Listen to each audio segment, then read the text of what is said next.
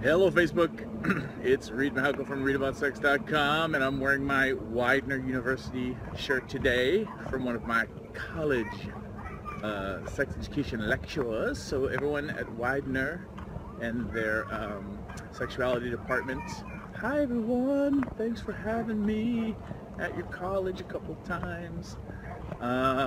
So where are you saying hello from? How was your 4th of July?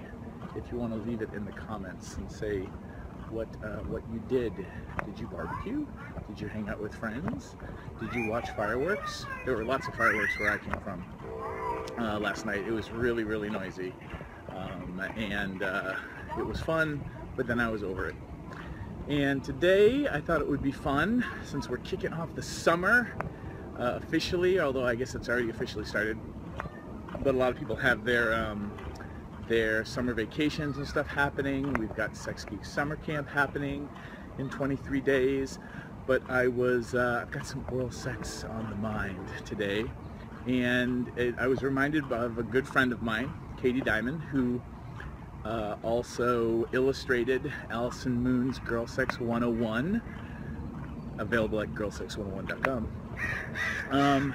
Katie Diamond is fond of using the phrase making out with genitals, and I just wanted to share that idea about, thinking about oral sex as just kind of like a really hot makeout session with somebody's bits, and the idea of being a great kisser and what allows us to be great kissers.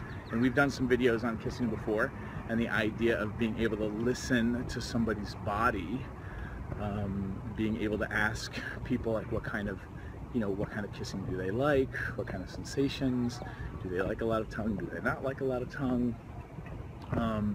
and just being able to kind of listen and feel into somebody's experience, so that you're not just blindly probing their face with your tongue. It can be kind of like that with oral sex too, with fellatio, with cunnilingus. And this idea, one, of like being able to listen to somebody's body, being able to kind of feel the jazz, so to speak, of a makeout session. Understanding that a lot of people, especially those of us who are visual learners, are looking to the internet and Googling oral sex, and not necessarily finding the educational websites and educational DVDs and videos around cunnilingus and fellatio. And so we pick up some bad driving tips, so to speak, from watching mainstream porn, because porn has to look entertaining and look very, very active, and that's not what all genitals want or need, especially in the beginning of playing with them orally. Like gentle kisses and licks and nibbles, rather than trying to, like, some alien monster trying to tear your spine out of the back of your head with your tongue. Now I have that image stuck in my head, I'm apologizing for that.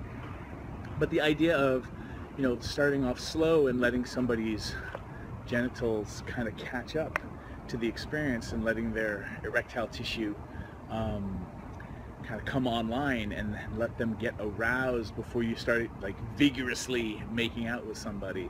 And there's a time and a place for that too, but when we don't talk about porn and how it has to look active, we think, if that's all we've ever seen, that we're supposed to kind of attack and vigorously be with people's genitals at first. And that's not really that's not what most genitals need at first. I mean, it can be fun when it's hot and heavy and you kind of pounce on each other, but even after that initial pouncing, it's often really a much better move to slow everything down, and then kind of build up the tension and the back and forth and the connection until you kind of find each other's rhythms, which is kind of how really great kissing is like. You can be have all that tension and pounce on each other and push each other up against the wall, but then you kind of slow down and get the groove and get the feel for each other. And so many people just pick up bad habits from watching mainstream porn. There's a lot of great examples of porn out there that show, you know, people kind of easing into the fellatio and the cunnilingus, but that's not what you're gonna get right off the bat when you Google cunnilingus or Google blowjob. You're not gonna get that that representation. So first, like, just kind of acknowledging that porn, like the way I like to say it, is trying to learn how to become a better lover from watching porn is like trying to learn how to become a better driver from watching the Fast and the Furious. Just understanding that porn is an entertainment medium, and then having a conversation about how do you learn how to listen to somebody's body. And in one of my online courses, I have a video about talking about, and this I also talk about in my workshops, the idea of like learning how to make a wine glass sing. You know, when you take your finger and you moisten it and then you rub it on the rim of a wine glass and you're trying to make the wine glass hum or sing, the things that you're listening for or kind of paying attention to are pressure, speed. Are you going too fast? Am I going too slow? Am I pushing too hard? Am I pushing too, you know, not enough? And then friction, like, is it too wet or is it too dry? And those three things, when you're trying to make a wine glass sing, you're consciously or unconsciously playing with modifying each one of those three aspects, trying to pay attention to, am I getting closer to making the wine glass sing and hum, or am I moving further away?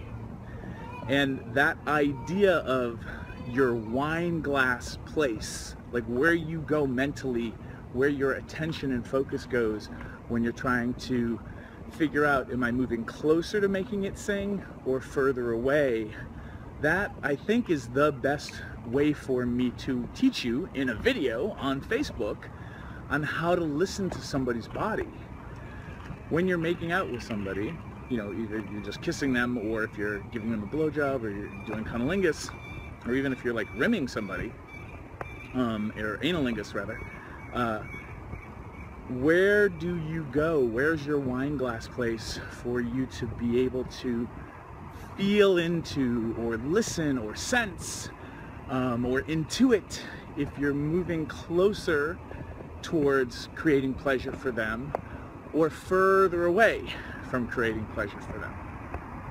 And, you know, that wine glass place, I think, is really the best advice I can give anybody on how to wrap your mind around understanding where you should be mentally or in your body somatically to try to listen or pick up if somebody's feeling more pleasure, or if you're moving in the opposite direction of that.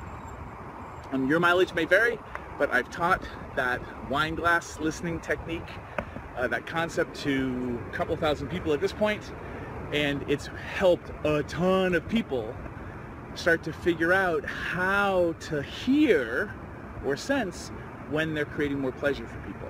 Because not everybody has their words to tell you, ooh, that felt really good, do more of that. Or could you use less teeth, or could you use more of your face? Not everybody knows the words to use, or has the courage in the moment to share what they need during sex, during receiving oral sex. And some people, when they get super aroused, don't really have their words to begin, you know, at all. Like when they get super excited and super into you being in their genital region, they're kind of like, you know, you ask them a question, you're like, more pressure or less pressure, and they're like, and that just means they're pre-verbal. They get super excited and then they lose their ability to speak up. So sometimes you want to ask, you do a check-in, but all you get is drool and somebody's eyes rolling into the back of their head, which is usually a good sign. when that's happening. And but you can't always count on people to have their words all the time.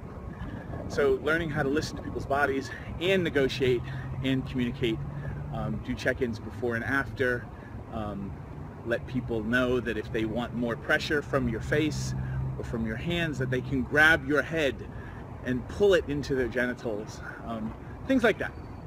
And of course, you know, as somebody who fillets, when people pull your head and they're shoving something down your throat, that can be a little tricky. You have to navigate that a little bit. If you're curious about learning more about sexuality skill sets and whatnot, I do have a whole online course with some free videos in the beginning at sex10xonline.com, and I'll put that in the links when I get home. But leave your questions. Like, what are some of the questions? What are some of your ideas, your own advice around oral sex or just sex in general? Put them in the comments. I'll check them out when I get home. But I just felt like it, you know, was good to talk a little bit about some oral sex today. You know, because it's coming up on summer loving for some folks, and you know, get out there and do some self-loving too. If you're while you're at it, I guess, because not everybody has people to practice with or play with always. And don't forget that you've got yourself. And that can, you know, that can mean using your hands or getting your hands on some professional tools to create some professional results for yourself. Yeah, so sex10xonline.com, and then shortly I'll be announcing my October 3-day seminar on relationships, which we've got, we just signed the contract with the hotel, and I'll be announcing that as soon as I get the website stuff up and running. So I'm creating a little bit of mystery. But if you go and you sign up for Sex10X Online, then you'll get some free videos, and I'll definitely be announcing to the Sex10X folks when everything is happening. And if you're not into that and you just want to be on my mailing list, then go to reidaboutsex.com/Vulcan. V-U-L-C-A-N, Vulcan, like in Star Trek, and you can learn the inverted Vulcan technique in a free little video. Alright, that's it. I gotta go home, make some lunch for Allison, and thanks everybody for continuing to be a part of these walks. I hope today was useful, and go practice your wine glass stuff. Thanks everyone, bye.